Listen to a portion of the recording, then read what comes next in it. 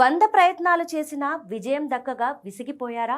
అయితే మీకు అండగా నిలిచే అజేయ శక్తి అపరాజితాదేవి.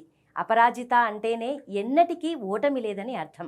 విజయవాడ ఇంద్రకీలాద్రిపై కనకదుర్గమ్మను దర్శించుకున్నాక క్షేత్రపాలకుడు ఆంజనేయ స్వామి వెనుక కొలువై ఉన్న ఈ అమ్మవారిని దర్శించుకోవడం మర్చిపోకండి. చాలామంది భక్తులు అమ్మవారిపైకి పసుపు కుంకుమలు విసురుతుంటారు, కానీ అలా చేయకండి.